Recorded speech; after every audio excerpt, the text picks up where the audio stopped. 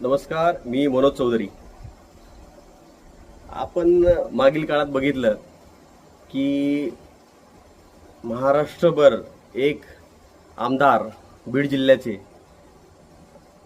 म्हणजे आमदार सुरेश रामचंद्र धस हे ज्याप्रमाणे जाती जातीमध्ये भांडण लावण्याचा त्यांनी प्रयत्न केला, बिंदू नामावलीचा विषय त्यांनी मोठ्या प्रमाणामध्ये लावून धरला आणि मात्र कसा संधी साधूपणा ते करतात याचे आज चित्र तुम्हाला सर्वांना बघायला मिळले.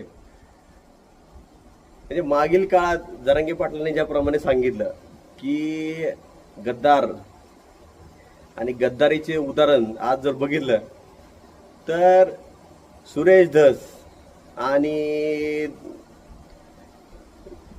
बाकी ओबीसी नेते वगैरे जे काय सगळे आहेत ते एका स्टेजवरती कसे जमा होतात आणि इथे खाली जाती जातीमध्ये भांडणं लावली त्यांनी. मराठा आणि ओबीसी समाज यांच्यामध्ये भांडणं लावायची आणि स्वतः मात्र एका ताटामध्ये जाऊन जेवायचं. हा प्रकार मात्र आज महाराष्ट्राने बघितला आहे.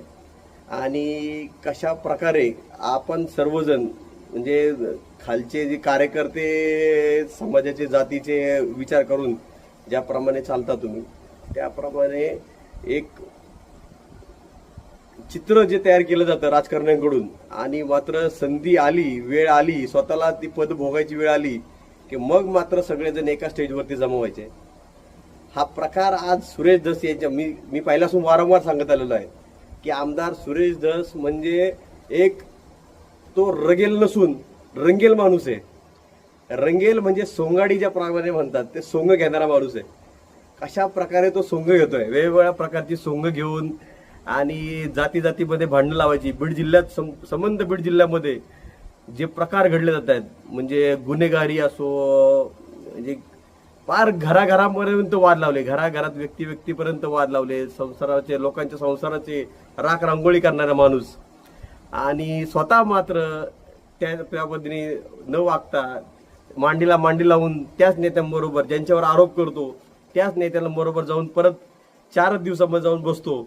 अशी ही रंगेलगिरी ही महाराष्ट्राच्या जनतेला आणि महाराष्ट्राच्या नवतरुणांना समजली पाहिजे की हे राजकारणी जो आहे सुरेश धस हा कुठल्याही जातीचा तो कधीच नव्हता आणि कुठल्याही जातीचा तो नाही. मराठा समाजाला मला एक सांगणं आहे, वंजारी समाजाला एक सांगणं आहे की हे कशा प्रकारे तुमची दिशाभूल करून आणि तुमच्या म्हणजे भाऊबंदकी तुम्ही वंजारी समाज आणि मराठा समाज पहिल्यापासून गुण्यागोविंदाने राहणारे समाज आणि तुमच्यामध्ये भांडणं लावायची काहीतरी विषय असे छेडून